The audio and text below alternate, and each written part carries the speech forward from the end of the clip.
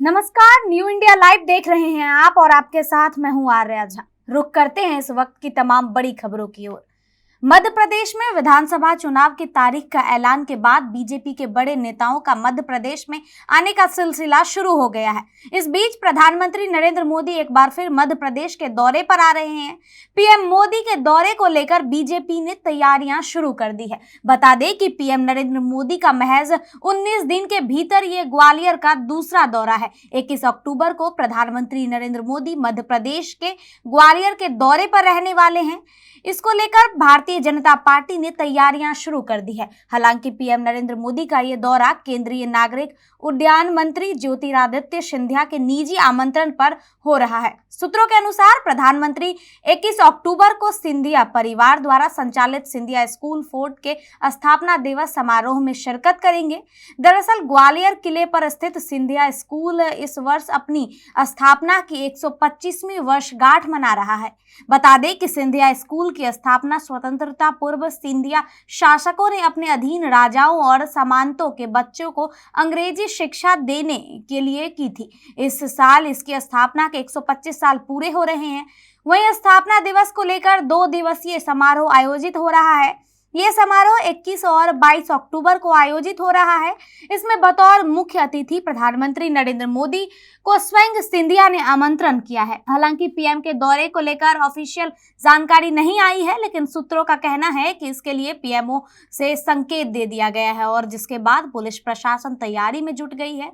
इस बार पीएम नरेंद्र मोदी केंद्रीय नागरिक उड्डयन मंत्री ज्योतिरादित्य सिंधिया के परिवार द्वारा संचालित सिंधिया स्कूल फोर्ट के स्थापना दिवस में मुख्य अतिथि के तौर पर रहेंगे। सूत्रों के मुताबिक प्रधानमंत्री सिंधिया स्कूल के कार्यक्रम भाग लेने के अलावा जयविलास पैलेस भी जा सकते हैं। वहां पीएम म्यूजियम का अवलोकन करने के दौरान दोपहर या रात्रि का भोज भी कर सकते हैं। वहीं इसके लिए प्रशासन जयविलास पैलेस के आसपास तैयारियां शुरू कर दी है। उधर पैलेस में भी पीएम की भव्य और शाही स्वागत के लिए जोरदार तैयारियां चल रही है। यूपी में आए दिन हो रहे लिफ्ट के हादसे के बीच अब लापरवाही करने वालों को खैर नहीं होगा, क्योंकि अब लिफ्ट के बंद होने के बाद टूटकर गिरने या अन्य कारणों से इससे होने वाले हादसों को रोकने के लिए उत्तर प्रदेश सरकार कठोर कानून लागू करने की तैयारी कर रही है। आपको बता दें कि यूपी के ऊर्जा विभाग ने UP lift and escalator act का मसौदा तैयार किया है, जिसमें प्रावधान किया गया है कि बिना पंजीकरण की कोई भी राज्य में लिफ्ट नहीं लगा सकेगा। इतना ही नहीं, लिफ्ट या एक्सीलेटर से हादसे होने पर 1 लाख रुपए जुर्माना और 3 महीने की सजा या दोनों प्रावधान किया जाएगा। इस प्रस्तावित एक्ट में सभी प्रकार के लिफ्ट और एक्सीलेटर दोनों ही आएंगे। व्यापारियों, प्रतिष्ठानों, संस्थानों के साथ ही सरकारी कार्यालयों कड़े प्रावधान होंगे। संस्थान चाहे सरकारी हो या निजी, लगने वाले सभी लिफ्ट और संचालन इसके दायरे में आएंगे। अगर घरेलू लिफ्ट नहीं है तो बचे सभी लिफ्ट में प्रशिक्षित ऑपरेशन रखना जरूरी होगा। वही आपको बता दें कि घरेलू लिफ्ट और एक्सीलेटर या कानून का दायरा सीमित रहेगा। जो भी संस्थाएं लिफ्ट लगाने का आवेदन करेगी उसके लिए यह जरूरी किया जाएगा कि वो ऑटो रेस्क्यू डिवाइस वाली लिफ्ट को ही लगाए। इस डिवाइस के अपने फायदे हैं।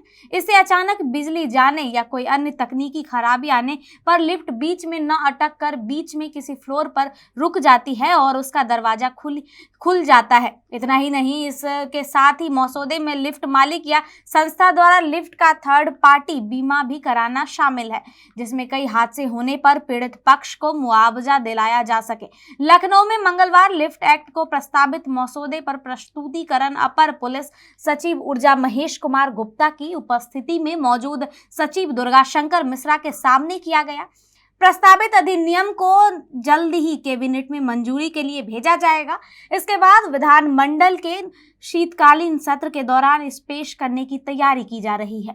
वहीं यूपी की जो काफी समय से इस लिफ्ट एक्ट की अपेक्षा कर रहा है, वह कई राज्यों में इस मामले में पीछे है। महाराष्ट्र, कर्नाटका, गुजरात, तमिलनाडु, हरियाणा, पश्चिम बंगाल, दिल्ली, केरल, झारखंड, असम और हिमाचल प्रदेश में लिफ्ट एक्ट पहले ही लागू है। मिजोरम विधानसभा चुनाव के लिए बीजेपी ने जारी की 12 उम्मीदवारों की लिस्ट। मिजोरम की सभी 40 विधानसभा सीटों के लिए 7 नवंबर को मतदान होगा और 3 दिसंबर को इसके नतीजे जनता के सामने आएगा। बता दें कि बीजेपी की विपक्षी पार्टी कांग्रेस ने मंगलवार को कुल 40 उम्मीदवारों की लिस्ट जारी कर दी है। कांग्रेस ने मिजोरम विधानसभा चुनाव के लिए सोमवार को सभी 40 सीटों पर अपने उम्मीदवार घोषित कर दिए। इसमें पार्टी के प्रदेश इकाई के अध्यक्ष ललसावता का नाम भी शामिल है। पार्टी की ओर से पहले 39 उम्मीदवारों की सूची जारी की गई थी और फिर देर शाम शेष बची एक सीट पर भी उम्मीदवार घोषित कर दिया गया है। उम्मीदवारों की सूची उस दिन जारी की गई जब कांग्रेस के पूर्व अध्यक्ष राहुल गांधी मिजोरम के दौरे पर थे। आपको बता दें कि बीजेपी कोर कमेटी की मीटिंग में हुए फैसला बीजेपी की कोर कमेटी की मीटिंग का यह फैसला हुआ है। अभी कुल 28 सीटों पर उम्मीदवारों का नाम का ऐलान किया है। बाकी मिजोरम में बीजेपी मिजो नेशनल फ्रंट के साथ सत्ता में थी। पिछले विधानसभा चुनाव में मिजो नेशनल फ्रंट ने 26 सीटों पर जीत दर्ज की थी, तो वहीं मिजोरम पीपुल्स मूवमेंट की 8 और कांग्रेस को 5 सीटें हासिल की गई थी। वहीं बीजेपी ने एक वरिष्ठ नेता की माने तो 12 उम्मीदवारों की नाम पर मुहर लग चुकी है। बाकी के नामों पर जल्द ही बीजेपी ज्यादा फैसला नहीं लेगी। जल्दी बीजेपी की ओर से फैसला आ जाएगा, लेकिन वह कितने सीटों पर अपने उम्मीदवारों की घोषणा करेंगी, इसको लेकर अभी तक कोई नाम स्पष्ट नहीं किया गया है। सत्तारूढ़ मिजो नेशनल फ्रंट और मुख्य विपक्षी दल मिजोरम पीपुल्स मूवमेंट पहले ही सभी 40 सीटों पर अपने उम्मीदवार घोषित कर चुके हैं। इजराइल हमास जंग के बीच अमेरिकी राष्ट्रपति जो बाइडेन इजराइल की राजधानी तेल अवीव पहुंच गए हैं। बाइडेन के इस दौरे के दौरान इजराइल और हमास के बीच जंग के समाधान पर चर्चा होगी। इससे पहले बाइडेन ने गाजा के अस्पताल पर अटैक के बाद 500 लोगों की मरने की घटना की निंदा की थी। गाजा में अस्पताल पर पड़े इजरायली हमले में सैकड़ों लोगों की मौत के बाद मिडिल ईस्ट में तनाव बढ़ गया है। इस हमले के कारण अमेरिका ने उन राजनयिक प्रयासों को करार झटका दिया है। बता दें कि जब वो इजराइल को अपनी रक्षा के अधिकार का समर्थन जुटाना चाहते थे, तो अमेरिकी राष्ट्रपति जो बाइडेन के साथ अरब नेताओं का शिखर सम्मेलन रद्द हो गया।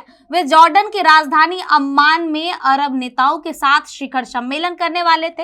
इन सभी मामलों के बीच बाइडेन तेल अवीव पहुंचे हैं। हालांकि जॉर्डन के किंग ने साफ कहा है कि बाइडेन इजराइल हमास की जंग का समाधान निकालने में सक्षम नहीं। समाजवादी पार्टी के नेता आजम खान को रामपुर कोर्ट ने बड़ा झटका मिला है। बता दें कि बेटे अब्दुल्ला आजम के फर्जी बर्थ सर्टिफिकेट केस में आजम खान, उनकी पत्नी तंजीन फातिमा और बेटे अब्दुल्ला आजम को दोषी करार दिया गया है। रामपुर के स्पेशल एमपी एमएलए कोर्ट की यह फैसला सुनाया है। दरअसल फर्जी जन्म प्रमाण पत्र का यह मामला 2017 के उत्तर प्रदेश विधानसभा चुनाव में से जुड़ा हुआ है।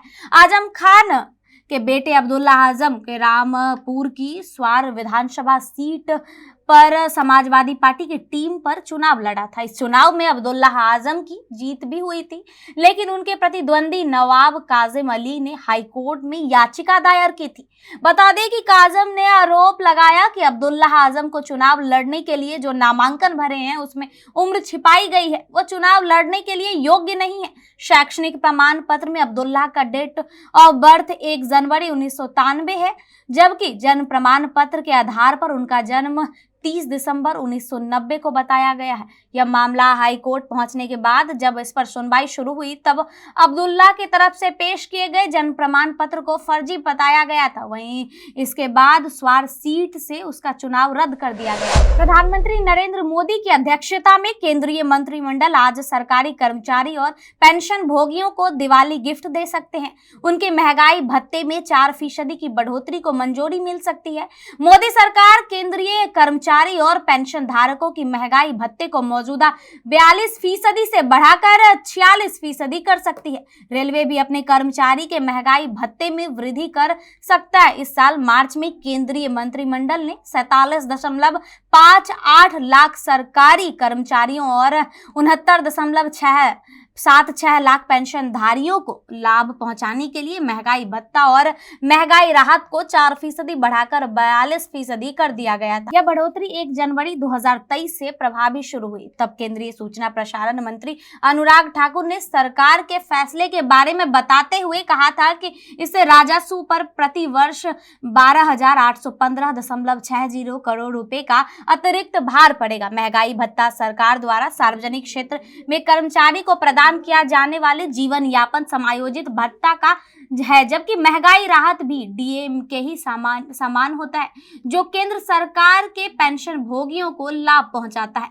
महंगाई भत्ता औद्योगिक श्रमियों के लिए उपभोक्ता मूल्य सूचकांक के आधार पर निर्धारित किया जाता है। यह आंकड़ा श्रम ब्यूरो द्वारा मासिक रूप से जारी किया जाता है। महंगाई के प्रभावों का मुकाबला करने के लिए सरकार हर 6 महीने में डीए डीआर दर में संशोधित करती है।